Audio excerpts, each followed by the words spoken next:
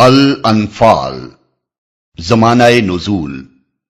یہ سورہ 2 ہجری میں جنگ بدر کے بعد نازل ہوئی ہے اور اس میں اسلام و کفر کی اس پہلی جنگ پر مفصل تبصرہ کیا گیا ہے۔ جہاں تک سورہ کے مضمون پر غور کرنے سے اندازہ ہوتا ہے غالباً یہ ایک ہی تقریر ہے جو بیک وقت نازل فرمائی گئی ہوگی، مگر ممکن ہے کہ اس کی بعض آیات جنگ بدر ہی سے پیدا شدہ مسائل کے متعلق بعد میں اتری ہوں اور پھر ان کو سلسلہ تقریر میں مناسب جگہوں پر درج کر کے ایک مسلسل تقریر بنا دیا گیا ہو۔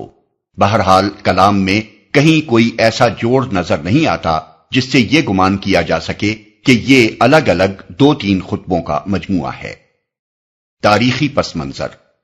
قبل اس کے کہ اس سورہ پر تبصرہ کیا جائے، جنگ بدر اور اس سے تعلق رکھنے والے حالات پر ایک تاریخی نگاہ ڈال لینی چاہیے۔ نبی صلی اللہ علیہ وسلم کی دعوت ابتدائی 10-12 سال میں جبکہ آپ مکہ معظمہ میں مقیم تھے، اس حیثیت سے اپنی پختگی و استواری ثابت کر چکی تھی کہ ایک طرف اس کی پشت پر ایک بلند سیرت، عالی ظرف اور دانش مند علم بردار موجود تھا جو اپنی شخصیت کا پورا سرمایہ اس کام میں لگا چکا تھا، اور اس کے طرز عمل سے یہ حقیقت پوری طرح نمایاں ہو چکی تھی کہ وہ اس دعوت کو انتہائی کامیابی کی منزل تک پہنچانے کے لیے اٹل ارادہ رکھتا ہے اور اس مقصد کی راہ میں ہر خطرے کو انگیز کرنے اور ہر مشکل کا مقابلہ کرنے کے لیے تیار ہے۔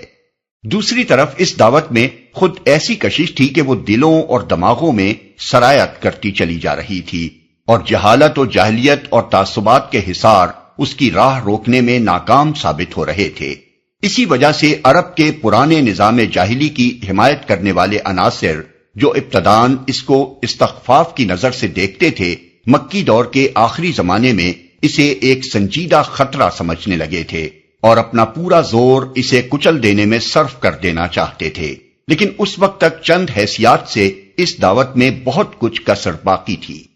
اولاً یہ بات ابھی پوری طرح ثابت نہیں ہوئی تھی کہ اس کو ایسے پیروں کی ایک کافی تعداد بہم پہنچ گئی ہے جو صرف اس کے ماننے والے ہی نہیں ہیں بلکہ اس کے اصولوں کا سچا عشق بھی رکھتے ہیں، اس کو غالب و نافذ کرنے کی سعی میں اپنی ساری قوتیں اور اپنا تمام سرمایہ زندگی کھپا دینے کے لیے تیار ہیں، اور اس کی خاطر اپنی ہر چیز قربان کر دینے کے لیے، دنیا بھر سے لڑ جانے کے لیے، حتیٰ کہ اپنے عزیز ترین رشتوں کو بھی کاٹ پھینکنے کے لیے آمادہ ہیں۔ اگرچہ مکے میں پیروان اسلام نے قریش کے ظلم و ستم برداشت کر کے اپنی صداقت ایمانی اور اسلام کے ساتھ اپنے تعلق کی مضبوطی کا اچھا خاصا ثبوت دے دیا تھا، مگر ابھی یہ ثابت ہونے کے لیے بہت سی آزمائشیں باقی تھیں کہ دعوت اسلامی کو جاں فروش پیروں کا وہ گروہ میسر آ گیا ہے جو اپنے نسب العین کے مقابلے میں کسی چیز کو بھی عزیز تر نہیں رکھتا۔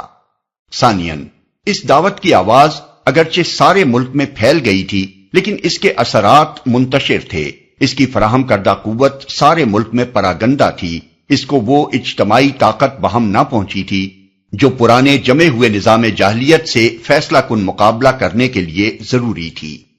ثالثاً،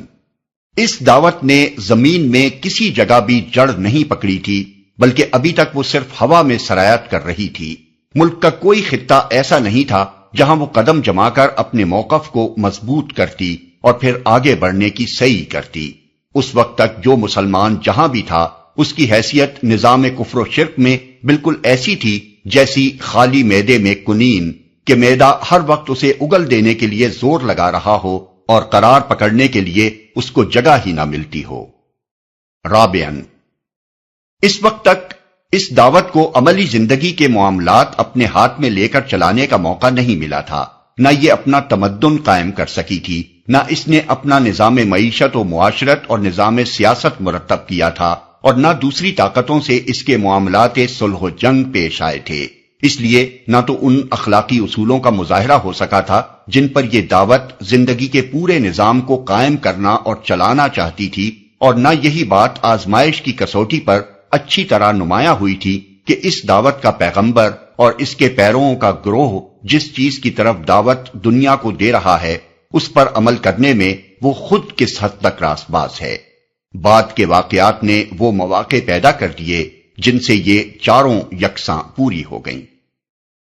مکی دور کے آخری 3 سالوں سے یثرب میں آفتاب اسلام کی شعائیں مسلسل پہنچ رہی تھیں اور وہاں کے لوگ متعدد وجوہ سے عرب کے دوسرے قبیلوں کی بنسبت زیادہ آسانی کے ساتھ اس روشنی کو قبول کرتے جا رہے تھے۔ آخر کار نبوت کے 12ویں سال حج کے موقع پر 75 نفوس کا ایک وفد نبی صلی اللہ علیہ وسلم سے رات کی تاریکی میں ملا، اور اس نے نہ صرف یہ کہ اسلام قبول کیا بلکہ آپ کو اور آپ کے پیرووں کو اپنے شہر میں جگہ دینے پر بھی آمادگی ظاہر کی۔ یہ اسلام کی تاریخ میں ایک انقلابی موقع تھا جسے خدا نے اپنی عنایت سے فراہم کیا اور نبی صلی اللہ علیہ وسلم نے ہاتھ بڑھا کر پکڑ لیا۔ اہل یثرب نبی صلی اللہ علیہ وسلم کو محض ایک پناہ گزی کی حیثیت سے نہیں بلکہ خدا کے نائب اور اپنے امام و فرما روا کی حیثیت سے بلا رہے تھے، اور اسلام کے پیروں کو ان کا بلاوا اس لیے نہ تھا کہ وہ ایک اجنبی سرزمین میں محض مہاجر ہونے کے حیثیت سے جگہ پا لیں، بلکہ مقصد یہ تھا کہ عرب کے مختلف قبائل اور خطوں میں جو مسلمان منتشر ہیں وہ یثرب میں جمع ہو کر اور یثربی مسلمانوں کے ساتھ مل کر ایک منظم معاشرہ بنا لیں۔ اس طرح یثرب نے دراصل اپنے آپ کو مدینۃ الاسلام کی حیثیت سے پیش کیا، اور نبی صلی اللہ علیہ وسلم نے اسے قبول کر کے عرب میں پہلا دارالاسلام بنا لیا۔ اس پیشکش کے معنی جو کچھ تھے اس سے اہل مدینہ ناواقف نہ تھے۔ اس کے صاف معنی یہ تھے کہ ایک چھوٹا سا قصبہ اپنے آپ کو پورے ملک کی تلواروں اور معاشی اور تمدنی بائیکاٹ کے مقابلے میں پیش کر رہا تھا۔ چنانچہ بیعت عقبہ کے موقع پر رات کی اس مجلس میں اسلام کے ان اولین مددگاروں یعنی انصار نے اس نتیجے کو خوب اچھی طرح جان بوجھ کر نبی صلی اللہ علیہ وسلم کے ہاتھ میں ہاتھ دیا تھا۔ عین اس وقت جب کہ بیعت ہو رہی تھی، یثربی وفد کے ایک نوجوان رکن اسد بن زرارہ نے، جو پورے وفد میں سب سے کم سن شخص تھے، اٹھ کر کہا، ٹھہرو اے اہل یثرب، ہم لوگ جو ان کے پاس آئے ہیں تو یہ سمجھتے ہوئے آئے ہیں کہ یہ اللہ کے رسول ہیں، اور آج انہیں یہاں سے نکال کر لے جانا تمام عرب سے دشمنی مول لینا ہے۔ اس کے نتیجے میں تمہارے نونہال قتل ہوں گے اور تلواریں تم پر برسیں گی، لہذا اگر تم اس کو برداشت کرنے کی طاقت اپنے اندر پاتے ہو تو ان کا ہاتھ پکڑو، اور اس کا اجر اللہ کے ذمے ہے، اور اگر تمہیں اپنی جانیں عزیز ہیں تو پھر چھوڑ دو اور صاف صاف عذر کر دو، کیونکہ اس وقت عذر کر دینا خدا کے نزدیک زیادہ قابل قبول ہو سکتا ہے۔ اسی بات کو وفد کے ایک دوسرے شخص عباس بن عبادہ بن نزلہ نے دہرایا، جانتے ہو اس شخص سے کس چیز پر بیعت کر رہے ہو؟ آوازیں ہاں جانتے ہیں، تم اس کے ہاتھ پر بیعت کر کے دنیا بھر سے لڑائی مول لے رہے ہو، پس اگر تمہارا خیال یہ ہو کہ جب تمہارے مال تباہی کے اور تمہارے اشراف ہلاکت کے خطرے میں پڑ جائیں تو تم اسے دشمنوں کے حوالے کر دو گے، تو بہتر ہے کہ آج ہی اسے چھوڑ دو، کیونکہ خدا کی قسم یہ دنیا اور آخرت کی رسوائی ہے۔ اور اگر تمہارا ارادہ یہ ہے کہ جو بلاوا تم اس شخص کو دے رہے ہو اس کو اپنے اموال کی تباہی اور اپنے اشراف کی ہلاکت کے باوجود نباہو گے، تو بے شک اس کا ہاتھ تھام لو کہ خدا کی قسم یہ دنیا اور آخرت کی بھلائی ہے۔ اس پر تمام وفد نے بالاتفاق کہا، ہم اسے لے کر اپنے اموال کو تباہی اور اپنے اشراف کو ہلاکت کے خطرے میں ڈالنے کے لیے تیار ہیں۔ تب وہ مشہور بیعت واقع ہوئی جسے تاریخ میں بیعت عقبہ ثانیہ کہتے ہیں۔ دوسری طرف اہل مکہ کے لیے یہ معاملہ جو معنی رکھتا تھا وہ بھی کسی سے پوشیدہ نہ تھا۔ دراصل اس طرح محمد صلی اللہ علیہ وسلم کو، جن کی زبردست شخصیت اور غیر معمولی قابلیتوں سے قریش کے لوگ واقف ہو چکے تھے، ایک ٹھکانہ میسر آ رہا تھا، اور ان کی قیادت اور رہنمائی میں پیروان اسلام، جن کی عزیمت و استقامت اور فدائیت کو بھی قریش ایک حد تک آزما چکے تھے، ایک منظم جتھے کی صورت میں مجتمع ہوئے جاتے تھے۔ یہ پرانے نظام کے لیے موت کا پیغام تھا۔ نیز مدینہ جیسے مقام پر مسلمانوں کی اس طاقت کے مجتمع ہونے سے قریش کو مزید خطرہ یہ تھا کہ یمن سے شام کی طرف جو تجارتی شاہراہ ساحل بحر احمر کے کنارے کنارے جاتی تھی، جس کے محفوظ رہنے پر قریش اور دوسرے بڑے بڑے مشرک قبائل کی معاشی زندگی کا انحصار تھا، وہ مسلمانوں کی زد میں آ جاتی تھی، اور اس شہرک پر ہاتھ ڈال کر مسلمان نظام جاہلی کی زندگی دشوار کر سکتے تھے۔ صرف اہل مکہ کی وہ تجارت جو اس شاہراہ کے بل پر چل رہی تھی 2.5 لاکھ اشرفی سالانہ تک پہنچتی تھی، طائف اور دوسرے مقامات کی تجارت اس کے ماں سوا تھی۔ قریش ان نتائج کو خوب سمجھتے تھے۔ جس رات بیعت عقبہ واقع ہوئی اسی رات اس معاملے کی بھنک اہل مکہ کے کانوں میں پڑی اور پڑتے ہی کھلبلی مچ گئی۔ پہلے تو انہوں نے اہل مدینہ کو نبی صلی اللہ علیہ وسلم سے توڑنے کی کوشش کی، پھر جب مسلمان ایک ایک دو دو کر کے مدینے کی طرف ہجرت کرنے لگے اور قریش کو یقین ہو گیا کہ اب محمد بھی وہاں منتقل ہو جائیں گے، تو وہ اس خطرے کو روکنے کے لیے آخری چارہ کار اختیار کرنے پر آمادہ ہو گئے۔ ہجرت نبوی سے چند ہی روز پہلے قریش کی مجلس شورا منعقد ہوئی، جس میں بڑی رد و قد کے بعد آخر کار یہ طے پا گیا کہ بنی ہاشم کے سوا تمام خانوادہ ہائے قریش کا ایک ایک آدمی چھانٹا جائے اور یہ سب لوگ مل کر محمد صلی اللہ علیہ وسلم کو قتل کریں، تاکہ بنی ہاشم کے لیے تمام خاندانوں سے تنہا لڑنا مشکل ہو جائے اور وہ انتقام کی بجائے خون بہا قبول کرنے پر مجبور ہو جائیں۔ لیکن خدا کے فضل اور نبی صلی اللہ علیہ وسلم کے اعتماد علی اللہ اور حسن تدبیر سے ان کی یہ چال ناکام ہو گئی اور حضور بخیریت مدینہ پہنچ گئے۔ اس طرح جب قریش کو ہجرت کے روکنے میں ناکامی ہوئی تو انہوں نے مدینے کے سردار عبداللہ بن ابی کو، جسے ہجرت سے پہلے اہل مدینہ اپنا بادشاہ بنانے کی تیاری کر چکے تھے اور جس کی تمناؤں پر حضور کے مدینہ پہنچ جانے اور اوس و خزرج کی اکثریت کے مسلمان ہو جانے سے پانی پھر چکا تھا، خط لکھا کہ تم لوگوں نے ہمارے آدمی کو اپنے ہاں پناہ دی ہے، ہم خدا کی قسم کھاتے ہیں کہ یا تو تم خود اس سے لڑو یا اسے نکال دو، ورنہ ہم سب تم پر حملہ آور ہوں گے اور تمہارے مردوں کو قتل اور عورتوں کو لونڈیاں بنا لیں گے۔ عبداللہ بن ابی اس پر کچھ آمادہ شر ہوا، مگر نبی صلی اللہ علیہ وسلم نے بر وقت اس کے شر کی روک تھام کر دی۔ پھر سعد بن معاذ رئیس مدینہ عمرے کے لیے مکہ گئے۔ وہاں عین حرم کے دروازے پر ابو جہل نے ان کو ٹوک کر کہا، تم تو ہمارے دین کے مرتدوں کو پناہ دو اور ان کی امداد و اعانت کا دم بھرو اور ہم تمہیں اطمینان سے مکے میں طواف کرنے دیں۔ اگر تم امیہ بن خلف کے مہمان نہ ہوتے تو زندہ یہاں سے نہیں جا سکتے تھے۔ سعد نے جواب میں کہا،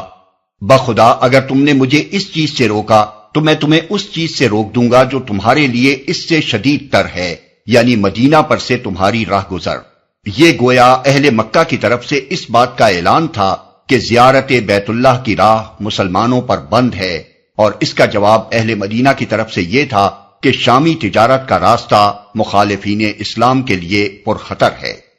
اور فی الواقع اس وقت مسلمانوں کے لیے اس کے سوا کوئی تدبیر بھی نہ تھی کہ اس تجارتی شاہراہ پر اپنی گرفت مضبوط کریں، تاکہ قریش اور وہ دوسرے قبائل جن کا مفاد اس راستے سے وابستہ تھا اسلام اور مسلمانوں کے ساتھ اپنی معاندانہ اور مزاحمانہ پالیسی پر نظر ثانی کرنے کے لیے مجبور ہو جائیں۔ چنانچہ مدینہ پہنچتے ہی نبی صلی اللہ علیہ وسلم نے نوخیز اسلامی سوسائٹی کے ابتدائی نظم و نسق اور اطراف مدینہ کی یہودی آبادیوں کے ساتھ معاملہ طے کرنے کے بعد سب سے پہلے جس چیز پر توجہ منعطف فرمائی وہ اسی شاہراہ کا مسئلہ تھا۔ اس مسئلے میں حضور نے دو اہم تدبیریں اختیار کیں۔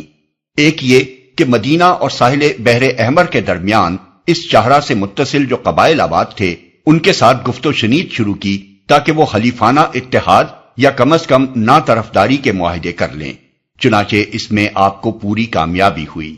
سب سے پہلے جوہینا سے، جو ساحل کے قریب پہاڑی علاقے میں ایک اہم قبیلہ تھا، معاہدہ نا طرفداری طے ہوا۔ پھر 1 ہجری کے آخر میں بنی زمرہ سے، جن کا علاقہ یمبو اور ذوالشیرہ سے متصل تھا، دفاعی معاونت یعنی ڈیفینسو الائنس کی قرارداد ہوئی۔ پھر 2 ہجری کے وسط میں بنی مدلج بھی اس قرارداد میں شریک ہو گئے، کیونکہ وہ بنی زمرہ کے ہمسائے اور حلیف تھے۔ مزید برآں تبلیغ اسلام نے ان قبائل میں اسلام کے حامیوں اور پیروں کا بھی ایک اچھا خاصا عنصر پیدا کر دیا۔ دوسری تدبیر آپ نے یہ اختیار کی کہ قریش کے قافلوں کو دھمکی دینے کے لیے اس شاہراہ پر پہم چھوٹے چھوٹے دستے بھیجنے شروع کیے۔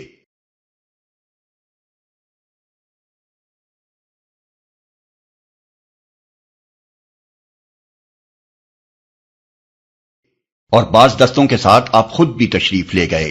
پہلے سال اس طرح کے 4 دستے گئے جو مغازی کی کتابوں میں سریہ حمزہ، سریہ عبیدہ بن حارث، سریہ سعد بن ابی وقاص اور غزوۃ الابواء کے نام سے موسوم ہیں۔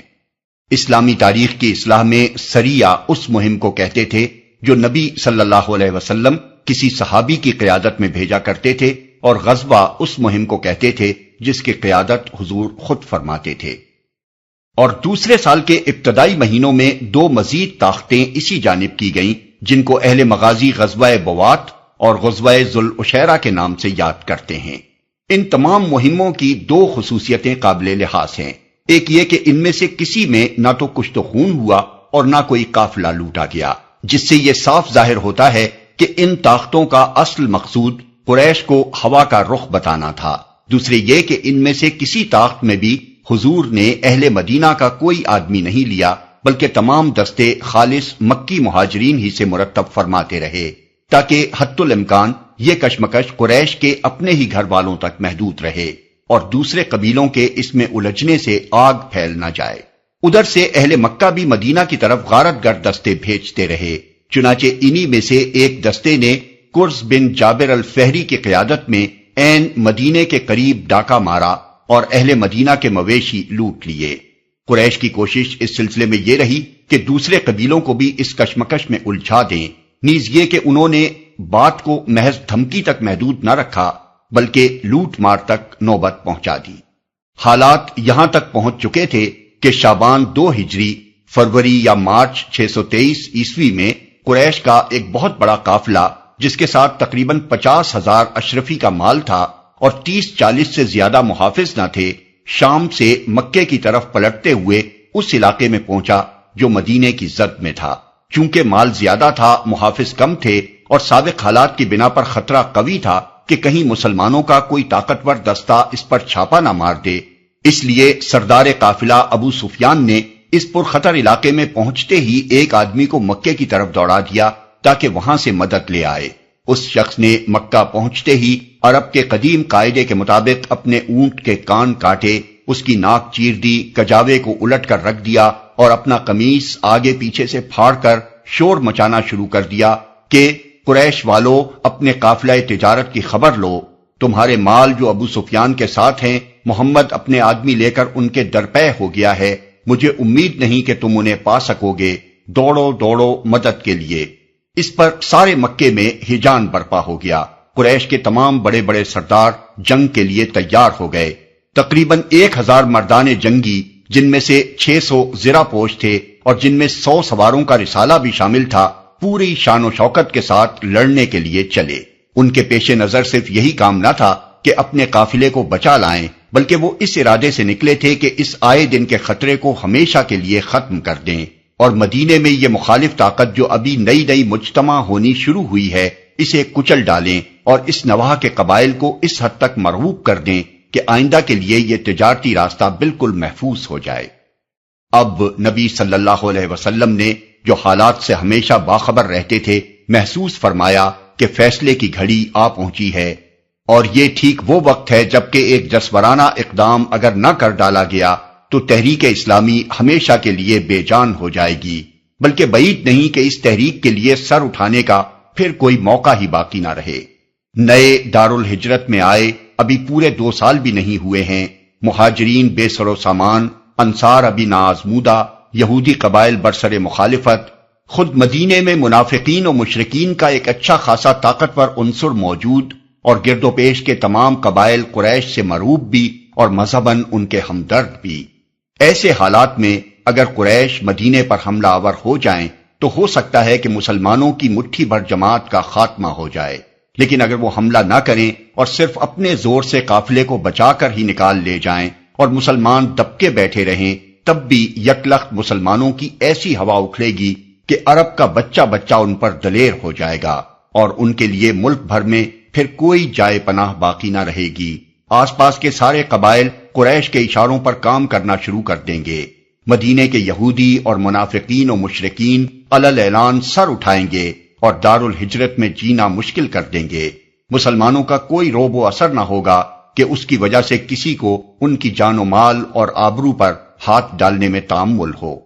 اس بنا پر نبی صلی اللہ علیہ وسلم نے عزم فرما لیا کہ جو طاقت بھی اس وقت میسر ہے اسے لے کر نکلیں اور میدان میں فیصلہ کریں کہ جینے کا بلبوتا کس میں ہے اور کس میں نہیں ہے۔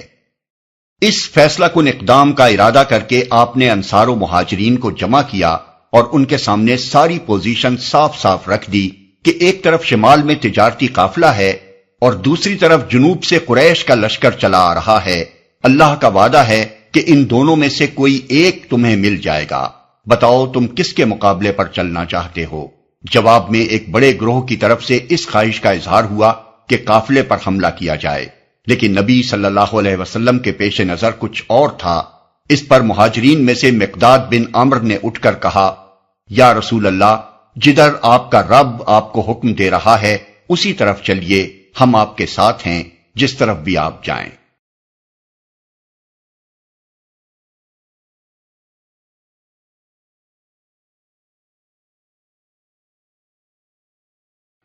ہم بنی اسرائیل کی طرح یہ کہنے والے نہیں ہیں کہ جاؤ تم اور تمہارا خدا دونوں لڑیں، ہم تو یہاں بیٹھے ہیں۔ نہیں، ہم کہتے ہیں کہ چلیے آپ اور آپ کا خدا دونوں لڑیں اور ہم آپ کے ساتھ جانیں لڑائیں گے جب تک کہ ہم میں سے ایک آنکھ بھی گردش کر رہی ہے۔ مگر لڑائی کا فیصلہ انصار کی رائے معلوم کیے بغیر نہیں کیا جا سکتا تھا، کیونکہ ابھی تک فوجی اقدامات میں ان سے کوئی مدد نہیں لی گئی تھی، اور ان کے لیے یہ آزمائش کا پہلا موقع تھا کہ اسلام کی حمایت کا جو عہد انہوں نے اول روز کیا تھا اسے وہ کہاں تک نبھانے کے لیے تیار ہیں۔ اس لیے حضور نے براہ راست ان کو مخاطب کیے بغیر پھر اپنا سوال دہرایا۔ اس پر سعد بن معاذ اٹھے، انہوں نے عرض کیا، شاید حضور کا روح سخن ہماری طرف ہے۔ فرمایا، ہاں۔ انہوں نے کہا، ہم آپ پر ایمان لائے ہیں، آپ کی تصدیق کر چکے ہیں کہ آپ جو کچھ لائے ہیں وہ حق ہے، اور آپ سے سمع و طاعت کا پختہ عہد باندھ چکے ہیں۔ پس اے اللہ کے رسول، جو کچھ آپ نے ارادہ فرما لیا ہے اسے کر گزریے، قسم ہے اس ذات کی جس نے آپ کو حق کے ساتھ بھیجا ہے۔ اگر آپ ہمیں لے کر سامنے سمندر پر جا پہنچے اور اس میں اتر جائیں تو ہم آپ کے ساتھ کودیں گے اور ہم میں سے ایک بھی پیچھے نہ رہے گا۔ ہم کو یہ ہرگز ناگوار نہیں ہے کہ آپ کل ہمیں لے کر دشمن سے جا بھیڑیں۔ ہم جنگ میں ثابت قدم رہیں گے، مقابلے میں سچی جانثاری دکھائیں گے، اور بعید نہیں کہ اللہ آپ کو ہم سے وہ کچھ دکھوا دے جسے دیکھ کر آپ کی آنکھیں ٹھنڈی ہو جائیں۔ بس اللہ کی برکت کے بھروسے پر آپ ہمیں لے چلیں۔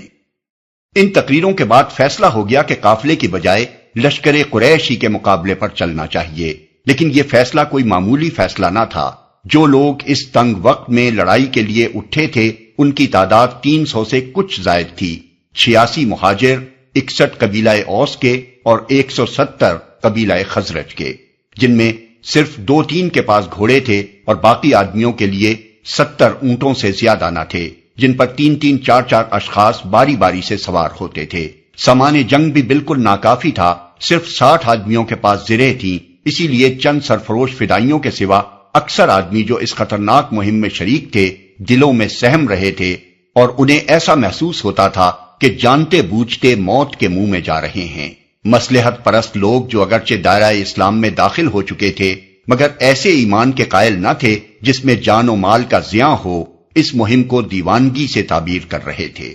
اور ان کا خیال تھا کہ دینی جذبے نے ان لوگوں کو پاگل بنا دیا ہے۔ مگر نبی اور مومنین صادقین یہ سمجھ چکے تھے کہ یہ وقت جان کی بازی لگانے ہی کا ہے، اس لیے اللہ کے بھروسے پر وہ نکل کھڑے ہوئے اور انہوں نے سیدھی جنوب مغرب کی راہ لی جدھر سے قریش کا لشکر آ رہا تھا۔ حالانکہ اگر ابتدا میں قافلے کو لوٹنا مقصود ہوتا تو شمال مغرب کی راہ لی جاتی۔ یہاں یہ بات قابل ذکر ہے کہ جنگ بدر کے بیان میں تاریخ و سیرت کے مصنفین نے ان روایات پر اعتماد کر لیا ہے جو حدیث اور مغازی کی کتابوں میں وارد ہوئی ہیں، لیکن ان روایات کا بڑا حصہ قرآن کے خلاف ہے اور قابل اعتماد نہیں ہے۔ محض ایمان ہی کی بنا پر ہم جنگ بدر کے متعلق قرآن کے بیان کو سب سے زیادہ معتبر سمجھنے پر مجبور نہیں ہیں، بلکہ تاریخی حیثیت سے بھی آج اس جنگ کے متعلق اگر کوئی معتبر ترین بیان موجود ہے تو وہ یہی سورہ انفال ہے، کیونکہ یہ لڑائی کے بعد ہی متصلاً نازل ہوئی تھی اور خود شرکائے جنگ اور مخالف و موافق سب نے اس کو سنا اور پڑھا تھا۔ معاذ اللہ اس میں کوئی ایک بات بھی خلاف واقعہ ہوتی تو ہزاروں زبانیں اس کی تردید کر ڈالتیں۔ 17 رمضان کو بدر کے مقام پر فریقین کا مقابلہ ہوا، جس وقت دونوں لشکر ایک دوسرے کے مقابل ہوئے اور نبی صلی اللہ علیہ وسلم نے دیکھا کہ 3 کافروں کے مقابلے میں ایک مسلمان ہے اور وہ بھی پوری طرح مسلح نہیں ہے، تو خدا کے آگے دعا کے لیے ہاتھ پھیلا دیے اور انتہائی خضوع و تضرع کے ساتھ عرض کرنا شروع کیا، خدایا یہ ہیں قریش، اپنے سامان غرور کے ساتھ آئے ہیں تاکہ تیرے رسول کو جھوٹا ثابت کریں۔ خداوندا بس اب آ جائے تیری وہ مدد جس کا تو نے مجھ سے وعدہ کیا تھا۔ اے خدا، اگر آج یہ مٹھی بھر جماعت ہلاک ہو گئی تو روئے زمین پر پھر تیری عبادت نہ ہوگی۔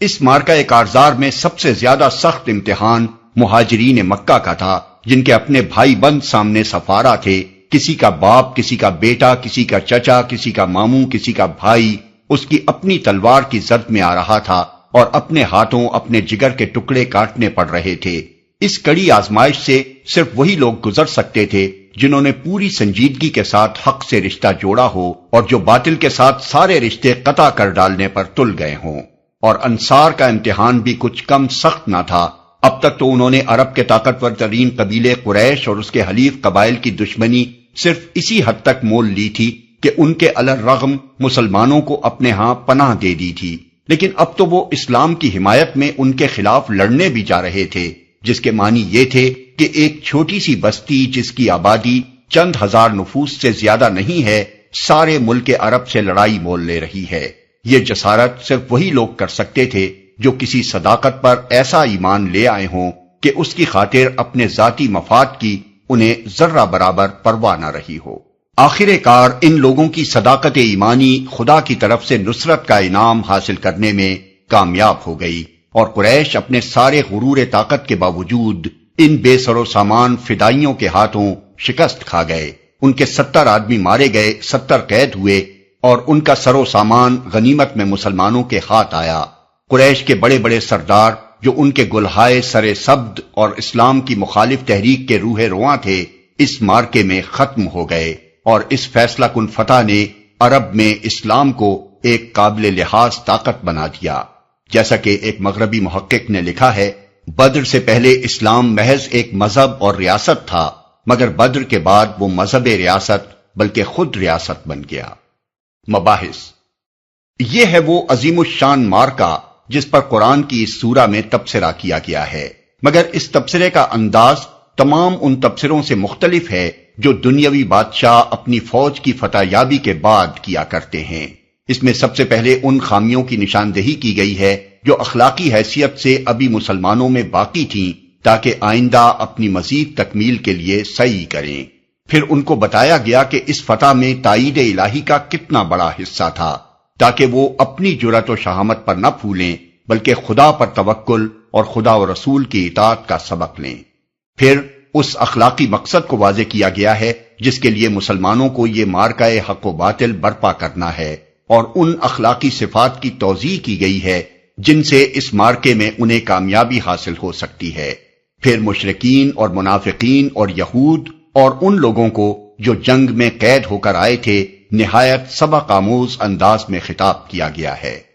پھر ان اموال کے متعلق جو جنگ میں ہاتھ آئے تھے مسلمانوں کو ہدایت کی گئی ہے کہ انہیں اپنا مال نہ سمجھیں بلکہ خدا کا مال سمجھیں۔ جو کچھ اللہ اس میں سے ان کا حصہ مقرر کرے اسے شکریہ کے ساتھ قبول کر لیں، اور جو حصہ اللہ اپنے کام اور اپنے غریب بندوں کی امداد کے لیے مقرر کرے اس کو بارضا و رغبت گوارا کر لیں۔ پھر قانون جنگ و صلح کے متعلق وہ اخلاقی ہدایات دی گئی ہیں جن کی توضیح اس مرحلے میں دعوت اسلامی کے داخل ہو جانے کے بعد ضروری تھی، تاکہ مسلمان اپنی صلح و جنگ میں جاہلیت کے طریقوں سے بچیں اور دنیا پر ان کی اخلاقی برتری قائم ہو، اور دنیا کو معلوم ہو جائے کہ اسلام اول روز سے اخلاق پر عملی زندگی کی بنیاد رکھنے کی جو دعوت دے رہا ہے اس کی تعبیر واقعی عملی زندگی میں کیا ہے۔ پھر اسلامی ریاست کے دستوری قانون کی بعض دفعات بیان کی گئی ہیں جن سے دارالاسلام کے مسلمان باشندوں کی آئینی حیثیت ان مسلمانوں سے الگ کر دی گئی ہے جو دارالاسلام کے حدود سے باہر رہتے ہوں۔